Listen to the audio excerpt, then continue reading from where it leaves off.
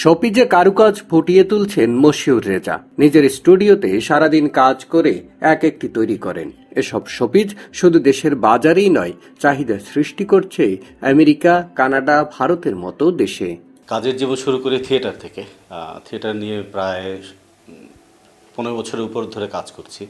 এরপর দেখা গেছে শুধুমাত্র থিয়েটার করে তো বাংলাদেশে আমরা আর্নিং সোর্সটা ওভাবে করেই করতে পারি না, যেটাতে জীবিকা নির্বাহ করা যায় অ্যাকচুয়ালি। তারপর মনে হলো যে বিভিন্ন সময় তো ইন্ডিয়া বা অন্য কোনো জায়গায় যেতাম হচ্ছে কাজের জন্য, থিয়েটারের শো হিসেবে। তো ওই সময় আমরা বিভিন্ন সময় দেখতাম যে ওখানে খুব কালচারাল জিনিসগুলো খুব বিক্রি হচ্ছে, যেগুলো মিনিয়েচার টাইপের বা ওরকম করে শোপিস টাইপের। তো এগুলো দেখে ওই সময় কিনতে ইচ্ছে হতো এবং কিনতামও। তো ওই টাইমে দেখতাম যে এই জিনিসগুলোর প্রচুর দাম। তো এটা কিভাবে আরও সহজে করা যায়, পাওয়া যায়, তো সেটা নিয়ে একটু ঘাটলাম এবং একটা ফ্রেন্ডের সহযোগিতায় ওখানে দেখা গেছে যে আমি কাজটা শুরু করি প্রথমে।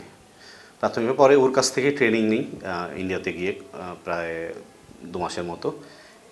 ওই যে কাজ করা শুরু হয়, এরপর এখানে এসে ওইটাকেই জীবিকা নেওয়ার জন্য আস্তে আস্তে করে প্রথমে পারিবারিকভাবে ফ্যামিলির মানুষগুলো এগুলো কিনে নেওয়ার একটা ব্যাপার থাকে, বন্ধুরা নেয়। এর বাইরে তারপর দেখা যায় যে কিছু ভেন্ডর তৈরি হয়ে যায় আমার ফেসবুকের মাধ্যমে আর কি। তো ঋদ্ধর জার্নিটা এইভাবে করে শুরু হয়। বরিশাল সদর উপজেলা পরিষদের পাশে জহুর আলী সড়কের নিজ বাড়িতে মশিউর রেজার কারুশিল্পের স্টুডিও, নাম ঋদ্ধ। প্রায় 450 চরিত্রের শিল্পরূপ ফুটিয়ে তুলেছেন শোপিজে। গৌতম বুদ্ধ, ময়মনসিংহের গীতিকা, অপ্রদিতি থেকে জীবনানন্দের প্যাঁচা জীবন্ত হয়ে উঠেছে এসবে। ঋদ্ধ আর উৎপাদিত পণ্যের চাহিদা এখন ব্যাপক হারে, প্রথমে স্টুডেন্টরা খুব বেশি করে নিতেন। এখন দেখা গেছে যে ডাক্তার বা ওরকম করে যারা হচ্ছে শৈল্পিক মনা যারা বলবো, সেটা ডাক্তার বলেন বা অন্যান্য যে প্রফেশনে যারা যারা আছেন, এরা প্রচুর মানুষ হচ্ছে বেছে নিচ্ছেন তাদের পছন্দের প্রোডাক্ট থেকে। কারণ আমাদের 475-এর উপরে হচ্ছে প্রোডাক্ট আছে। ইন্টারন্যাশনাল মার্কেটে কিন্তু এটা প্রচুর চাহিদা এই কাজগুলোর। কারণ আমি যখন প্রথম থেকে কিনি তখন কিন্তু অনলাইন মাধ্যম থেকে দেশের বাইরে থেকেও কিন্তু প্রোডাক্ট আনিয়েছি। তো তখন দেখা গেছে যে এটা খুব কস্টিং চলে আসে। ওদের কাছে কিনতে যেমন টাকা লাগে, ওরকম ডেলিভারি চার্জটা, সময়, এটা তো অনেক বড় ব্যাপার। ওরা প্রায় 1 মাস সময় নিয়ে জিনিস পাঠায় বা এরকম করে। ছাত্র জীবনে থিয়েটারে সৃজনশীল কাজে জড়িয়ে পড়েন, কিন্তু জীবিকার অবলম্বন হিসেবে কোন পেশায় যাবেন তা নিয়ে ছিল দ্বিধাদ্বন্দ্ব। অধ্যাপক পিতা অগ্রাধিকার দেন সৃজনশীল কাজের উপর। সেখান থেকেই শিল্পচর্চার মাধ্যম হয়ে ওঠে উপার্জনের মাধ্যম। ওর মধ্যে উদ্ভাবনী একটা শক্তি আছে। আমি বলি যে শক্তিটারে কাজে লাগাও। আগে সে থিয়েটারে কাজ করতো, শব্দবলী থিয়েটারে এখানে কাজ করতো। তা থিয়েটারের তো আসলে থিয়েটার তো জীবন না, একটা ব্যক্তি জীবনে আসলে, পারিবারিক জীবনে আসলে তো নিজেকে প্রতিষ্ঠিত করতে হয়। সেই প্রত্যয় নিয়ে ওটা বলছি যে তুমি ট্রেনিং দাও কোনটা। ও তারপরে ওই মিডিয়ায় দেখছে যে নিজের চলা কোনো রকম সম্ভব। আসলে তো ভালো একটা লাগে, উদ্যোক্তা হতে হলে তো তার একটা ভালো ফিনান্সিয়াল হেল্প লাগে। সেই ফিনান্সিয়াল হেল্প তো আমার পক্ষে এখন বেকারত্ব জীবনে এগুলো তো দেওয়া সম্ভব না অনেকটা। যতটুকু পারছি দিচ্ছি। এটা যদি সরকারের তরফ থেকে কোনো ভালো একটা পাওয়া যেত, তাইলেই ও নিজেকে প্রকাশ করতে পারত বেশি। ঋদ্ধর স্টুডিওতে ঘরের সৌন্দর্য বাড়ানোর বিভিন্ন সামগ্রী তৈরি হয় পরিবেশ বান্ধব জিপসাম ও সাদা সিমেন্ট দিয়ে।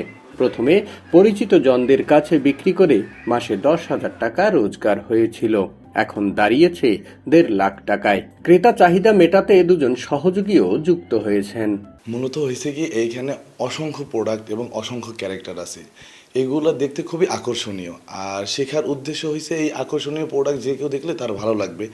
আমি যদি এইখানে ভাইয়াকে হেল্প করি বা আমি যদি তার সাথে এগুলো শিখতে পারি, এক্ষেত্রে আমার সৃজনশীলতার বিকাশ এবং আমি ভিন্ন কিছু শিখতে পারলাম। আর এইটা যেরকম মার্কেটে খুব চাহিদা আছে, ঠিক এটার আছে, প্রতিযোগিতা খুব কম। তো ভাইয়ের পাশাপাশি আমি ভাইয়াকে হেল্প করা হচ্ছে এবং আমার কিছু হাতের কাজও শেখা হচ্ছে পাশাপাশি। সরকারি পৃষ্ঠপোষকতার পাশাপাশি পণ্য রপ্তানিতে ক্ষুদ্র উদ্যোক্তাদের জন্য সহজ প্রক্রিয়া গ্রহণ করলে দেশের উৎপাদিত এসব কারুপণ্য বিশ্বের বাজারে অর্থনীতির বড় চাহিদা সৃষ্টি করতে পারে। ছোট একটা ব্যবসা দিয়ে আগানো, এলসি করা বা ওরকম করে যে বিষয়গুলো থাকে, যেসব কাজগুলো যেগুলো সরকারি ভাবে যে কাগজপত্রগুলো গোছাতে হয়, এটা যদি আমাদের জন্য একটু সহজ করা হতো, এক্সপোর্টের বিষয়গুলো যদি আমাদের জন্য সহজ শর্তে যদি করানো যেত, তাহলে হয়তো বা আমাদের প্রোডাক্টগুলো খুব সহজে ওখানেও মানে বিশ্বের অন্য যে মার্কেট প্লেসগুলো আছে, অ্যামাজন বলেন, এই অন্যান্য এইগুলো বলেন, ওখানে পাঠানো যেত খুবই কম প্রাইসে। এবং এটা দ্বারা আমি মনে করি যে বাংলাদেশে প্রচুর মানুষ এখন এটা নিয়ে কাজ করার চিন্তা করছে। আমার হাত থেকেও কয়েকজন বের হয়েছে এরকম যারা কাজ করছেন। তো এরা যদি একটু আর্থিক প্রণোদনা পায়, এরকম যদি সরকারি কোনো সহযোগিতা পায়, তাহলে এই কাজগুলো আমি মনে করি বাংলাদেশ থেকে খুব ভালো বিশ্বের দরবারে এটা পৌঁছবে। এমন ক্ষুদ্র উদ্যোক্তাদের সব ধরনের সহায়তা করার আশ্বাস বিসিক কর্তৃপক্ষের। একজন ক্ষুদ্র উদ্যোক্তা তার উদ্যোক্তা হওয়া থেকে শুরু করে সে মাঝারি পর্যন্ত আমাদের সার্বিক সাপোর্ট তাদের থাকে। যেমন আমাদের নিবন্ধন, প্রশিক্ষণ, তারপরে অল্প পরিসরে ঋণের ব্যবস্থা এবং বিভিন্ন সময় তাদের প্রয়োজনীয় পরামর্শ দেওয়া আমাদের দায়িত্ব এবং আমরা সেটা করে থাকি। অর্থাৎ একজন উদ্যোক্তা, ক্ষুদ্র উদ্যোক্তার শুরু থেকে শেষ পর্যন্ত যে কোনো ধরনের সেবা আমাদের যতগুলা আছে সেটা তো দিয়েই থাকি, পাশাপাশি আমাদের প্রয়োজনীয় অন্য দপ্তরের ক্ষেত্রেও আমরা অনেক সময় পরামর্শ দিয়ে থাকি বা তাদের সাথে অনেক সময় প্রয়োজনে উদ্যোক্তাদের প্রয়োজনে আমরা কথা বলে থাকি। সৈয়দ মেহেদী হাসান, ঢাকা পোস্ট, বরিশাল।